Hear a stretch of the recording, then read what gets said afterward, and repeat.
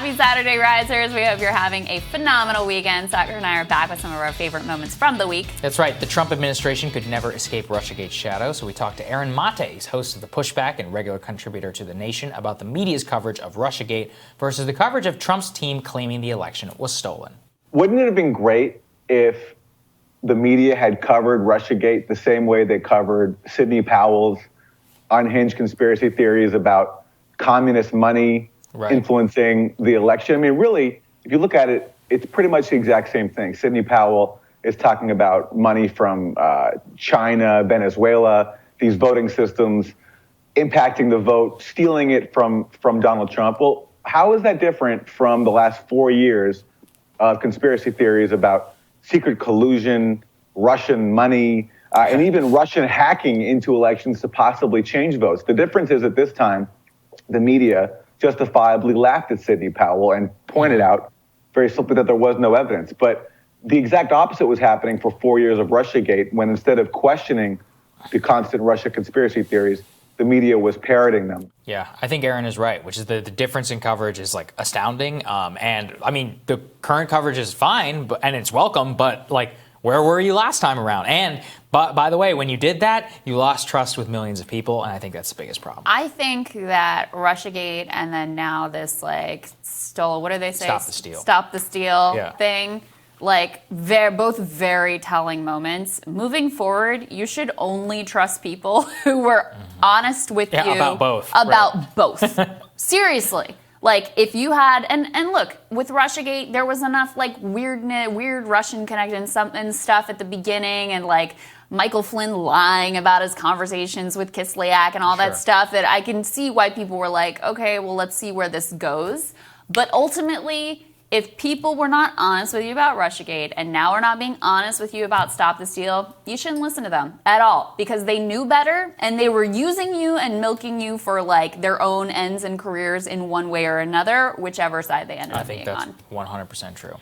We also talked to friend of the show and journalist Zaid Jilani about some prominent journalists making the shift from mainstream media to more independent news outlets. You know, my argument is that nature abhors a vacuum. So that if there are things that you're not able to get through the larger, established, well-funded platforms, people are going to go to alternative places. And it doesn't mean that everything in the alternative places is necessarily going to be great, always has wonderful quality control, everything is accurate, but it is fulfilling a need. And I think that much as we were very skeptical of blogs in the early 2000s, is the same way people are being skeptical of podcasts and newsletters now.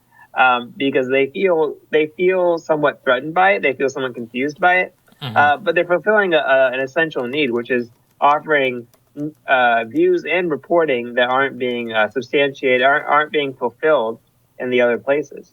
So the problem that Zed really pointed out that I hadn't fully thought through before is, while you have Substack and more places for independent journalists to find a voice and have a model that works for them financially as well.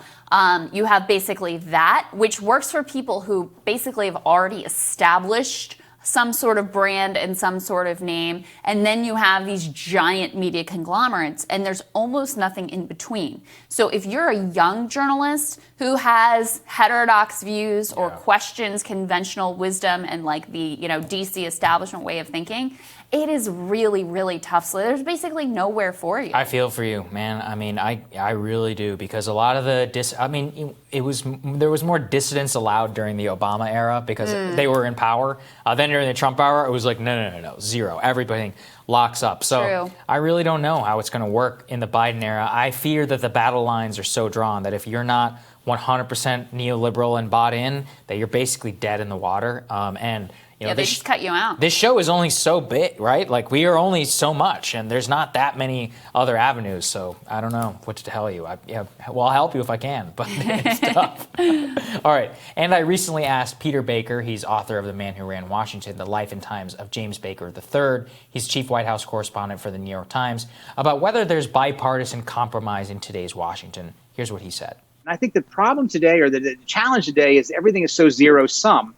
Today, the word compromise is just a dirty word. If you're doing something bipartisan, it must be because you're selling out, whether you're on the left or the right or whatever.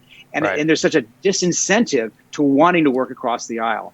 Yeah, it's interesting, Krystal. I spoke with Peter after reading his book about James Baker, and Baker was one of those guys who, for better or ill, like he did all these deals with with Democrats and Republicans as whenever he was in charge under Reagan and under HW and so much more. And I was asked, because Peter's been around here for so long, and I was like, do you think that that's dead? And he's like, yeah, I basically do. And we'll see whether Biden is very optimistic about being able to do something. I'm not as optimistic. Well, the thing is that the things that he could potentially do are terrible things. Right, yeah, right. Like the only thing they could compromise on would be like, let's get back at TPP, or like, hey, let's try to cut Social Security again. Which it's coming. I really do think it's coming. That's the problem, is like on the areas where they do compromise, it ends up being an utter disaster. So that is unfortunate. There you go. That does it for us. We'll be back later today with the week that was in media screw-ups. That's right. Hit the subscribe button so you don't miss any of our videos, and don't forget to like and share as well. Tomorrow, going to be back for another round of #RisingQs, and we'll see you all then. Have a good one, guys.